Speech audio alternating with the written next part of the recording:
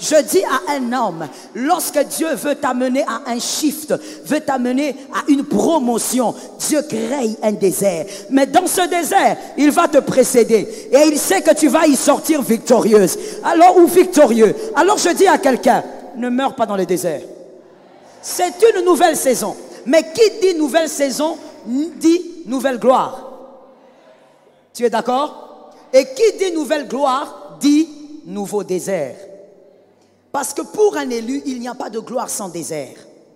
Ce qui te fait pleurer aujourd'hui n'est pas éternel. Voilà pourquoi je viens dire à un homme, à une femme, que le désert, que les problèmes, les difficultés, les souffrances ne te traumatisent pas. Dans la vallée, ne détruis pas ton cœur, mon frère. Regarde ta douleur et monte dessus.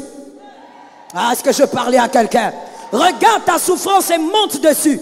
Dis à la souffrance, tu ne vas pas me briser, tu ne vas pas me détruire, tu ne vas pas m'écraser. Je garde ma foi, je traverse. Comme je traverse, je vais quelque part. Celui qui dit qu'il traverse, c'est qu'il va quelque part.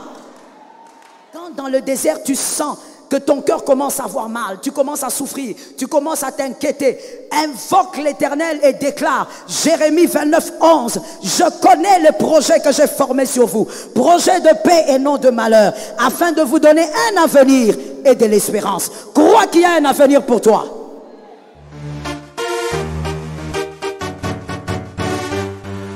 Shalom bien-aimé dans le Seigneur Jésus-Christ.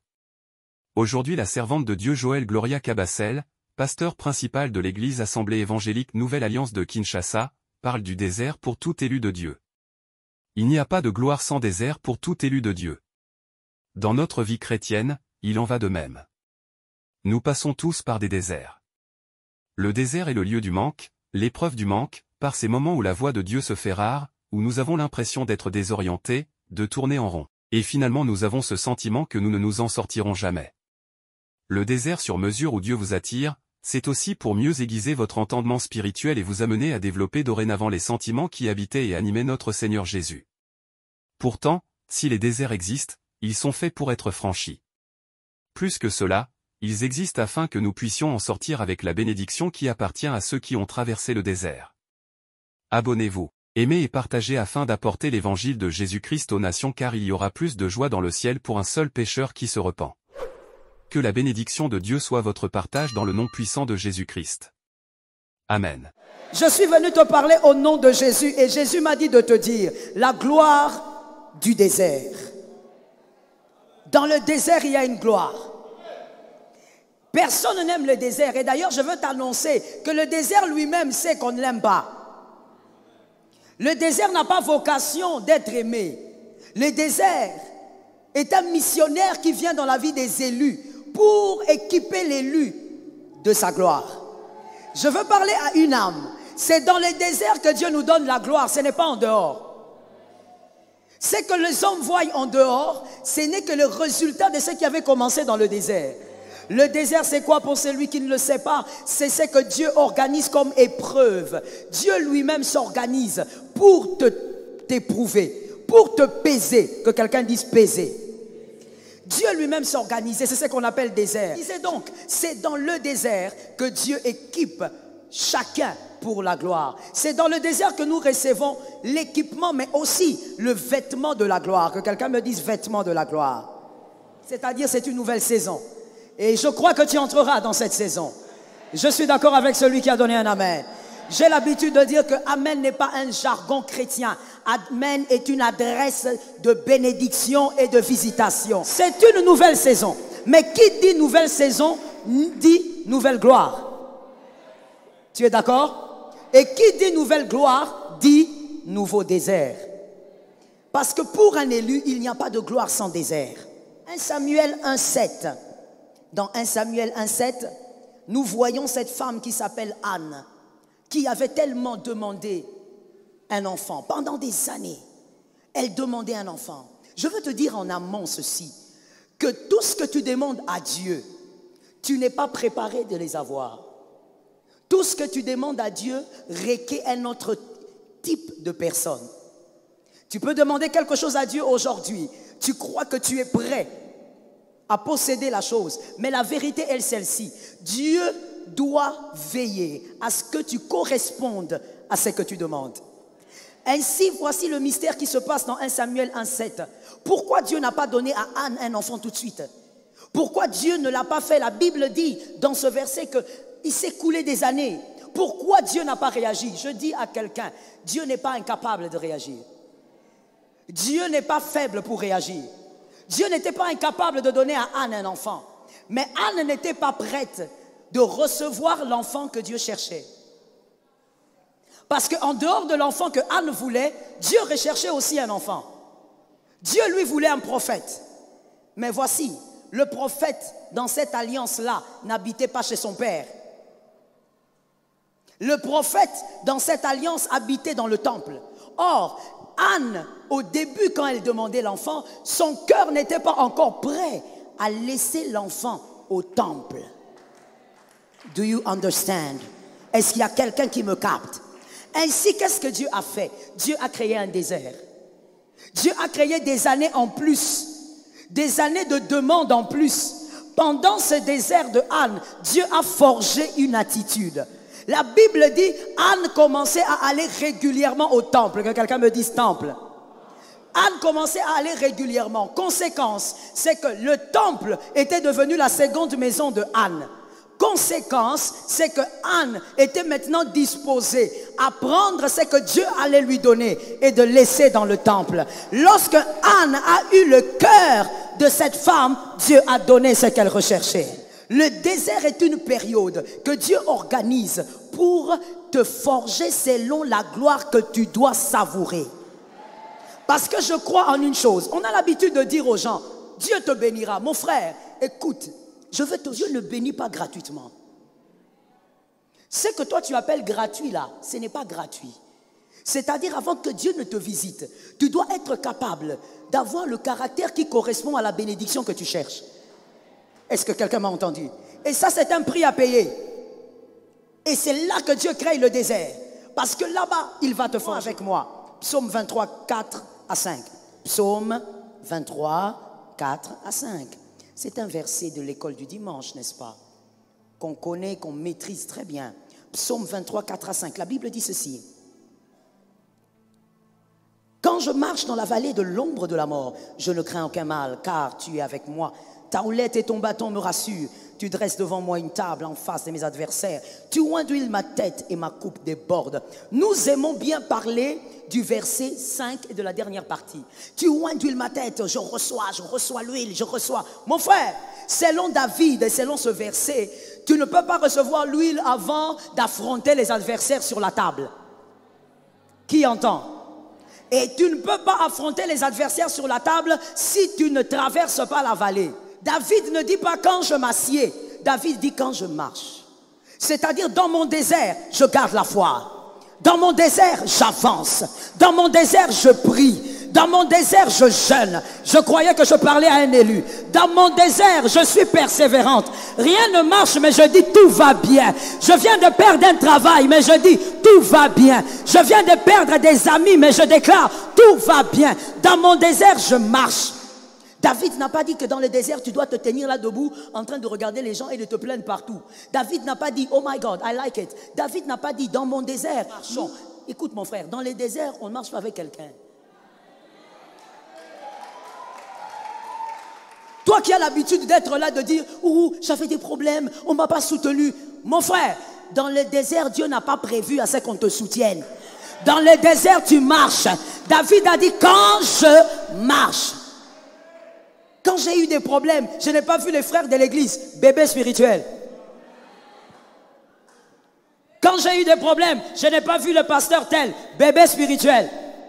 Quand tu traverses tes épreuves, ne cherche pas les hommes. David a dit, je traverse. Traverse seul. Garde la foi seul. Le Saint-Esprit est en toi. Il est plus grand que le pasteur. Il est plus grand que l'ancien. Il est plus grand que quiconque. Il sait consoler mieux que les hommes. Garde la foi. Qu'un homme de foi lève sa main et dise, je garderai la foi. Est-ce que le diable t'a entendu? Je ne pense pas. Lève ta main droite et dis-moi, je garderai la foi. Mon frère, pour que tu gardes la foi, tu n'as pas besoin que moi je puisse te booster. Tu n'as pas besoin que ton pasteur te booste. Non, le pasteur ne m'a pas consolé. Mon frère, c'est quoi ton problème? Tu es immature. Tu n'as pas besoin de la consolation d'un homme. David a dit, quand je traverse seul, et il dit, je suis en train de traverser. C'est-à-dire, ce désert n'est pas éternel. Autant le jour est arrivé, autant il partira. Autant les larmes sont arrivées, autant ces larmes partiront. Ce désert n'est pas éternel. Je bénis celui qui entend. Pendant que tu donnes un amen, l'Éternel permet que tu vives une gloire. Ce qui te fait pleurer aujourd'hui n'est pas éternel.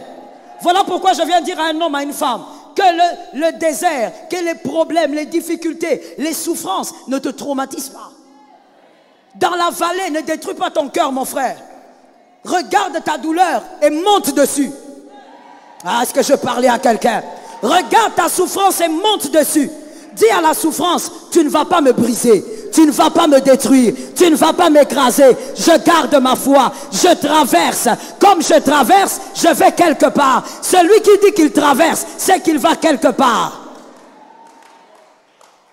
Tu ne vas pas mourir dans ces épreuves-là. Refuse, bien-aimé, j'ai vu très souvent dans les épreuves, les gens se laisser briser par la souffrance. Mon frère, la souffrance n'est pas venue pour te briser. C'est dans cette souffrance que tu es en train de porter ta gloire. Ainsi, je viens te dire, arrête d'être rancunier. Arrête d'en vouloir aux hommes. Qu'est-ce que les hommes ont à voir avec toi? Non, tel ne m'avait pas soutenu. Mon frère, il ne t'avait pas soutenu parce que tu devais te revêtir de ta propre gloire. C'est dans le désert que Dieu est en train de forger les cœurs des rois. C'est dans les déserts que Dieu forge les cœurs des hommes puissants. Ainsi Dieu a dit, j'ai trouvé un homme, David, c'est l'homme selon mon cœur. Mais où est-ce que Dieu a forgé ce garçon? Derrière les brebis, dans les déserts. Imagine-toi un garçon, il est le cadet, mais son père l'oublie. Si une personne, son père peut l'oublier, alors les autres. C'est dans ce désert qu'il a été forgé. Et c'est dans ce désert que l'Éternel est en train de faire de toi l'homme, la femme que tu dois devenir. Refuse d'être détruit par le désert. Ce n'est pas le but. Tel c'est arrivé, ça passera. Traverse. Est-ce que quelqu'un est avec moi? C'est dans le désert que Dieu donne à chacun selon sa foi. Dieu te donne ta gloire. C'est dans le désert que Joseph a reçu sa gloire. Listen. Le jour où Joseph a été glorieux, ce n'est pas le jour où il était devant Pharaon. La gloire de Joseph n'a pas commencé devant Pharaon.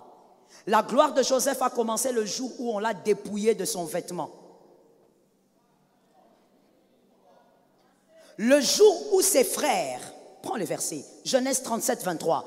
Le jour où ses frères, dans Genèse 37, 23, ont dépouillé Joseph. Ils ont pris la tunique bugarée que Jacob lui avait donnée. Que quelqu'un me dise la tunique. Oh, j'ai béni ceux qui sont là derrière. Je dis que quelqu'un me dise la tunique. Ils ont arraché la tunique que Jacob lui avait donnée. C'est ce jour-là que la gloire de Joseph a commencé. Vous savez, Dieu ne fonctionne pas comme les hommes. Et Dieu n'a pas les mêmes méthodes que les hommes. Lorsqu'un homme t'habille, il croit qu'il t'a fait du bien. Mais Dieu, lorsqu'il te dépouille, c'est là qu'il commence à te faire du bien. Tu sais pourquoi est-ce qu'on a dépouillé Joseph plutôt, de son vêtement? Parce qu'en réalité, la gloire de Joseph était en marche. Que quelqu'un m'écoute bien. Et on ne porte pas une tunique sur une autre tunique. Est-ce qu'il y a quelqu'un qui est dans le culte? La gloire de Joseph était en marche, c'est-à-dire, j'explique encore, c'est-à-dire que la tunique que Joseph devait porter en tant que premier ministre était en marche. Et lorsque cette tunique existe, même si elle n'est pas visible pour les hommes, spirituellement la tunique existe. Et comme la tunique a commencé à exister, Joseph devait être dépouillé de la première tunique. On ne porte pas la tunique de Jacob avec la tunique de Pharaon. Il y a une tunique qui devait être ôtée. Et donc le jour où on déshabille Joseph, les hommes disent « Ah, on lui a fait du mal. On l'a humilié. » C'est que les hommes appellent humiliation, c'est le début de ta gloire. C'est que les hommes appellent humiliation, c'est le début de ta grâce. C'est le début de ton revêtement. Je vais t'expliquer, mon frère. En d'autres termes, ce qui est arrivé à Joseph, Dieu avait considéré que la tunique de Jacob était expirée. Est-ce qu'il y a des hommes aigles qui me suivent ici? Dieu avait considéré que la tunique de Joseph, de Jacob, la tunique bugarée était expirée. Quand Dieu considère que ta situation, que ta gloire actuelle est expirée, il te dépouille. Les hommes vont dire, regarde ce qu'il est devenu. Mais Dieu sait qu'il est en train de te revêtir d'une tunique plus glorieuse que ce que tu avais avant. Écoute-moi bien, lorsque Dieu déshabille, c'est pour t'habiller d'une tunique meilleure que ce que tu avais avant. Dieu donne toujours une portion plus grande. Que quelqu'un lève la main droite et dise une portion plus grande. Dieu donne toujours une portion plus grande. Quand Dieu te déshabille, c'est pour t'habiller dans une autre dimension. Ce jour-là, Joseph devait être débarrassé de la tunique bugarée parce que la tunique du premier ministre l'attendait. C'est dans le désert que Dieu est en train de te donner ta véritable tunique. Et je viens annoncer à quelqu'un, d'ici là tu auras des épreuves.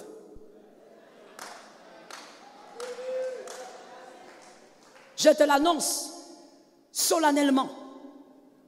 Bientôt. Celui qui te dit que tu ne vas faire que sourire, sourire, sourire, il t'a menti. Celui qui t'a dit que tu seras seulement béni, béni, béni, il t'a menti. Il n'y a pas de bénédiction pour un élu avant le désert. Parce que Dieu prépare à la seconde gloire. Tu dois avoir le caractère qu'il faut. Est-ce que quelqu'un m'entend bien? Quand Jésus veut te donner une nouvelle gloire, il commence à travailler ton cœur dans le désert. Il commence à tuer certaines choses qui ne correspondent pas au sommet là où il t'emmène. Je crois à une chose, dans cette église, cette année, il y a des hommes qui arriveront au sommet. Mais Dieu va te préparer par rapport à ton sommet. Ton cœur là, tu es trop rancunier. Dieu va travailler ta rancune dans le désert. Vous savez, lorsque Joseph dit à ses frères, quand il les retrouve finalement, il dit, je vous ai pardonné. Toi, tu crois que Joseph avait pardonné ce jour-là? Non. Joseph avait pardonné ses frères en prison. C'est dans la prison que Dieu a commencé à travailler son cœur. Dieu a commencé à arracher la rancune. Dieu a commencé à ôter le mal. Est-ce que quelqu'un m'entend? Voilà pourquoi j'étais en train de te dire qu'un homme, un élu, celui qui est révélé, quand il traverse son désert, il n'a pas un problème avec les hommes. Non. Parce qu'au sommet, il sait que s'il a traversé le désert seul, c'est parce que le trône est unique.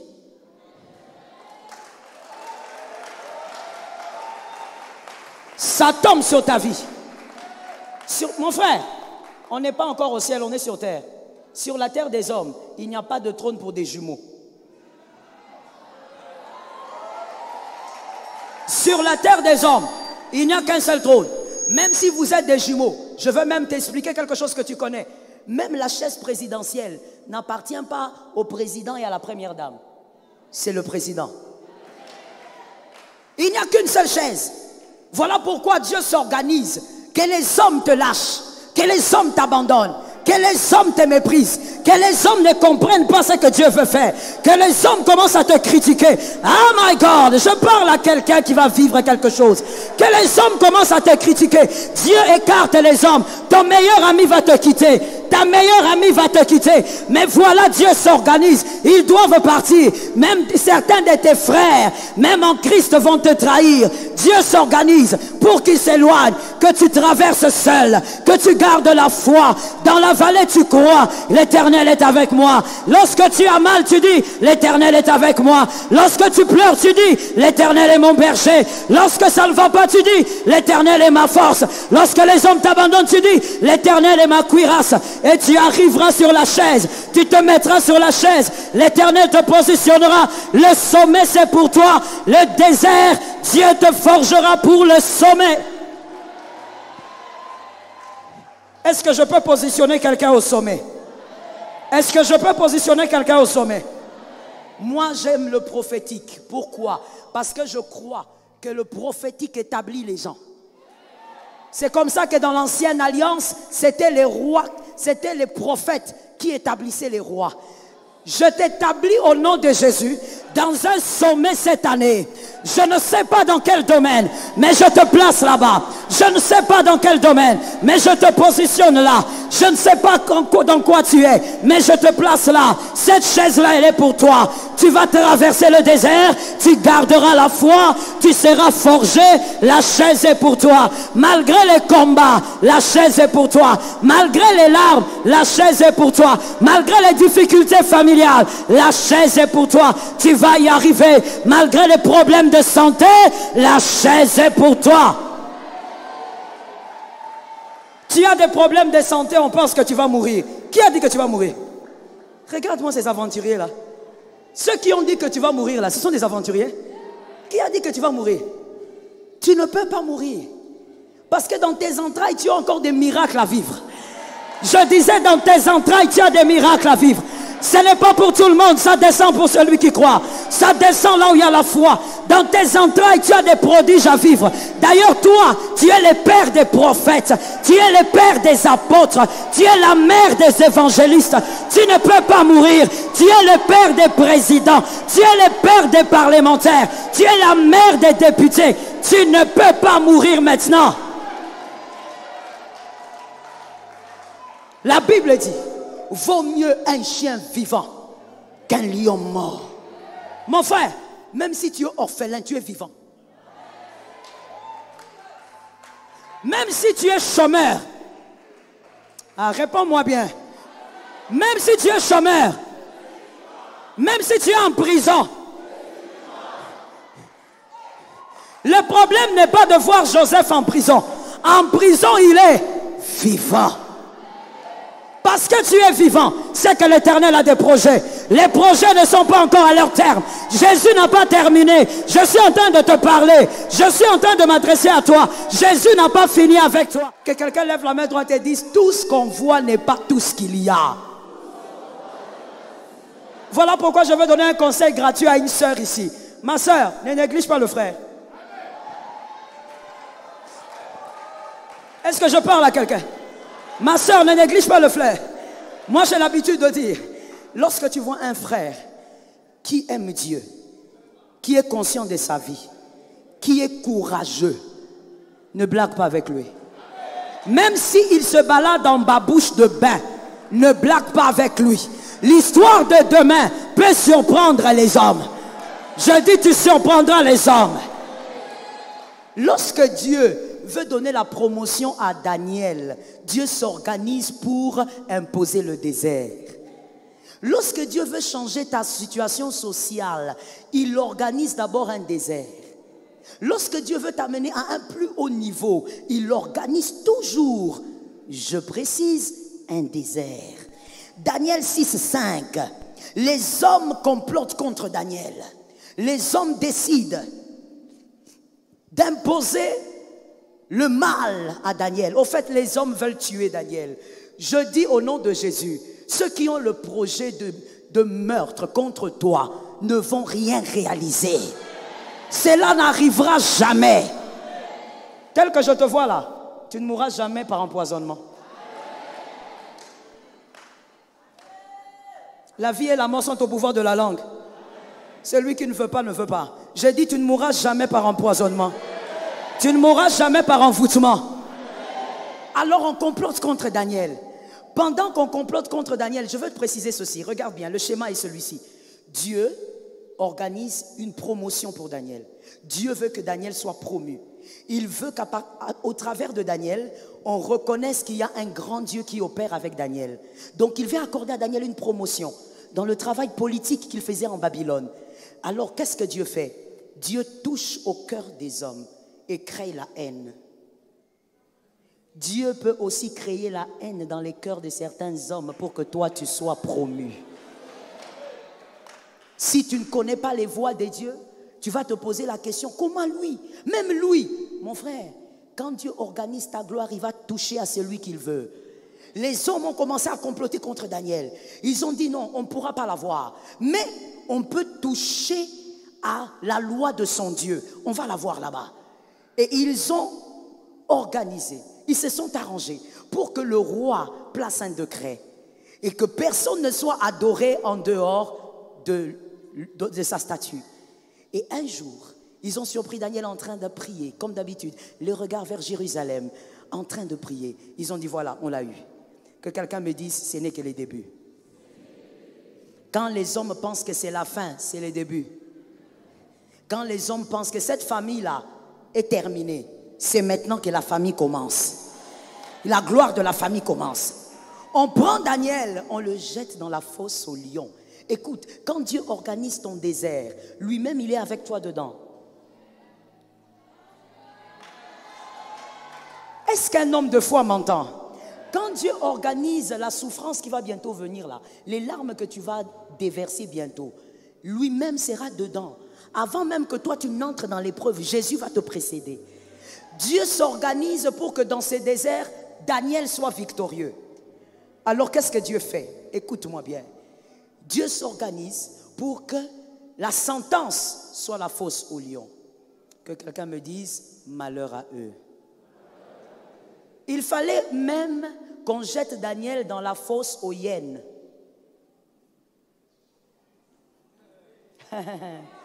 Mon frère, j'ai ri avec toi. Il fallait que ça soit la fosse aux hyènes ou il fallait que ça soit la fosse aux léopards. Ils ont choisi seulement les lions. Est-ce que les aigles sont arrivés? Ils ont choisi les lions, pourquoi? Il fallait que ça soit la fosse, je ne sais pas, même au kangourou ou quelque chose. La fosse aux lions. Quand Dieu organise ton désert, il t'a déjà armé pour vaincre. Même si tu pleures, tu dois savoir que tu es équipé pour ne pas mourir dans les déserts. Daniel entre dans la fosse aux lions. Pendant qu'il entre, les lions regardent, les lions se retournent. Les lions viennent. Et la Bible dit, les lions étaient affamés. On a affamé les lions. Et on a jeté un Daniel beau, gros. Quand les lions regardent, les lions se retournent. Mais pourquoi ils se retournent? Ce n'est que normal. Parce que celui qui est avec Daniel est appelé le lion de la tribu de Juda. Les lions ne se mangent pas entre eux. Les lions ne se dévorent pas entre eux. Les lions ne se tuent pas entre eux. Je disais, les lions ne se dévorent pas entre eux. Les animaux de la même espèce ne se dévorent pas entre eux. Lorsque les lions physiques regardaient Daniel, ils voyaient un lion. Daniel lui-même, il se voyait Daniel. Daniel lui-même, il se voyait Daniel. C'est comme toi. Quand tu traverses des moments difficiles, tu as l'impression que tu es seul, tu as l'impression que ça ne va pas. Mais même les démons savent qu'ils ne peuvent pas te toucher. Que ce n'est pas possible de te détruire. Même les démons savent que tu es redoutable. Daniel se voyait Daniel avec une tunique. Mais les lions, et il regardait, il dit, oh, mais on nous a jeté un autre lion ici, pourquoi? Comment on nous a envoyé un lion? Nous, on attendait la chair. Mais comme on est entre nous les lions, on ne peut pas se dévorer entre nous. Daniel est sorti de là victorieux. Je dis à quelqu'un, dans ta souffrance, rappelle-toi qu'il a été dit d'un homme de douleur, habitué à la souffrance. Comme il est habitué à la souffrance, dans ta souffrance, Jésus va absorber ta souffrance. Tu vas vaincre. Tu ne mourras pas dans cette souffrance. Quand les démons te regardent, ils savent qu'ils ne pourront pas te terrasser. Quand les démons te regardent, ils savent qu'ils peuvent te faire pleurer, mais ils ne pourront pas te détruire. Les démons le savent. Voilà pourquoi il y a des gens des fois qui disent, mais pasteur, je ne comprends pas. Moi, je n'ai pas encore tout ce que je cherche, mais pourquoi je suis autant combattu? Parce qu'on ne te voit pas comme tu te vois. Le monde spirituel ne te voit pas comme tu te vois. Toi, tu te vois là, un gars ayant 60 kilos, et puis voilà, avec une chemise là. Le démon, quand il te regarde, il trouve que tu es redoutable, que tu es un problème pour quelques années. Je dis à un homme, lorsque Dieu veut t'amener à un shift, veut t'amener à une promotion, Dieu crée un désert. Mais dans ce désert, il va te précéder. Et il sait que tu vas y sortir victorieuse. Alors, ou victorieux. Alors je dis à quelqu'un, ne meurs pas dans le désert. Tu dois manger le fruit de ce désert. Oh mon Dieu. J'ai connu une dame qui avait des problèmes avec son mari. Son mari était un coureur de jupons à outrance. On l'a exhortée, on a tout fait. La dame, c'est vrai qu'elle priait. Mais voilà ce que j'ai l'habitude de dire. Quand tu pries, ne te détruis pas. Ne prie pas seulement pour que Dieu sauve l'homme, qu'il sauve la femme. Prie aussi pour ton cœur. Lorsque Dieu a touché cet homme, je précise des années après, ça n'a pas fait une année après la conversion de l'homme, la femme est décédée. Tu dois manger le fruit de ton désert. Tu dois bénéficier du fruit de ton désert.